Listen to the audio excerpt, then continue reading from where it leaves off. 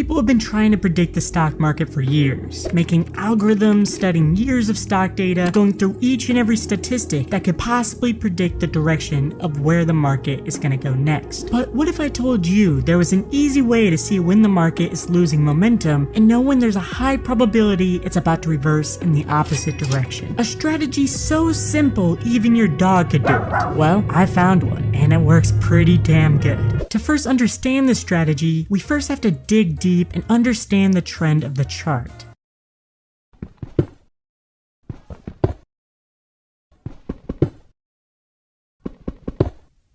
See what I did there? I said dig deep, and it's Minecraft.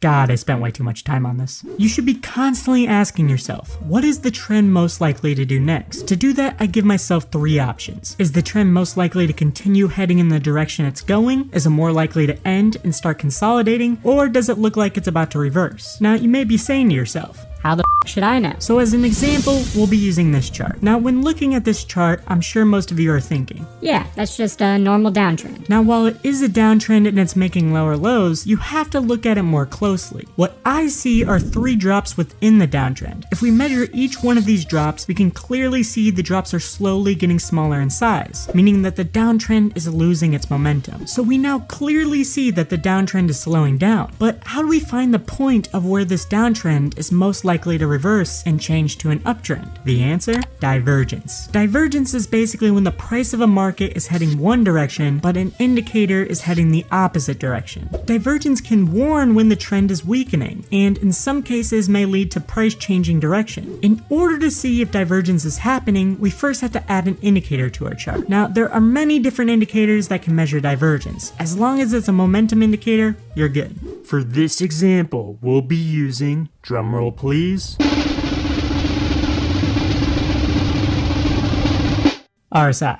Yeah, we'll be using RSI. Click the Indicators tab, type in RSI, and click this Relative Strength Index one right here. Now that we have RSI on our chart, let's see if there is divergence occurring. So as you can see, at this most recent weakest drop, the chart made a lower low. But if we take a look at the RSI, it just made a higher high. What do you call this? divergence. It can be a really great sign that the chart is about to reverse and change direction. In this case, head upwards. Now, as a quick side note, just because there's divergence doesn't guarantee the price will reverse. There are no guarantees in trading, none. But you can use divergence as a pretty nice sign the market is thinking about changing direction. So we have 1, 2, 3 lower lows that are shrinking in size. This is very important. And then at the last weakest low, we have divergence occurring. All great signs that the market is thinking about reversing. But how do we confirm it's actually going to start heading upwards? We need what's called a trend filter. One nice easy way I like to filter trends with this strategy is just an ordinary moving average. So go to the Indicators tab, type in EMA for exponential moving average. Go to the settings and change the length to 50. I'm also going to make mine blue. So it's pretty simple. If price is below the 50 EMA, it's a downtrend. If it's above, it's an uptrend. One key rule I like to go by is I will never take a long in a downtrend, and I will never take a short in an uptrend. So we have one confirmation signal right here, but we should add some more just to really confirm the trend reversal. What I like to do for that is what's called pivot points. Let's pivot. Let's pivot. Go to the indicator section, type in pivot point, make sure you click the standard one right here. Once you add it on your chart, you'll get this.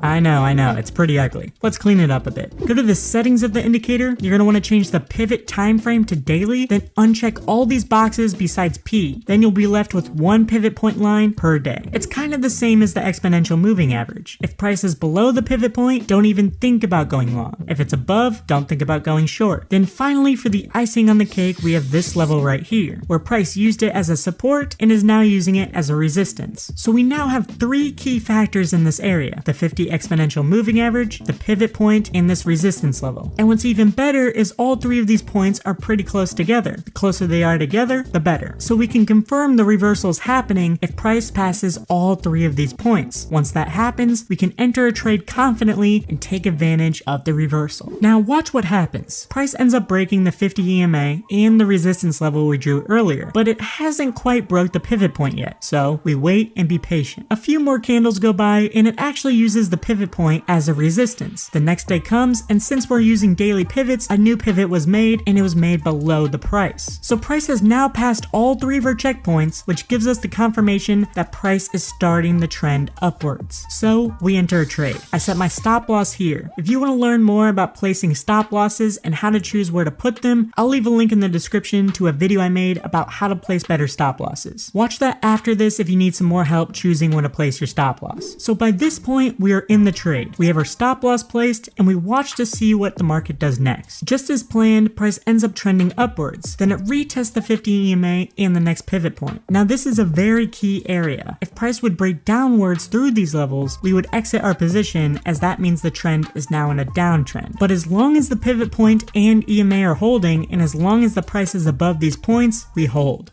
Hold it. Hold it. Yeah, hold it.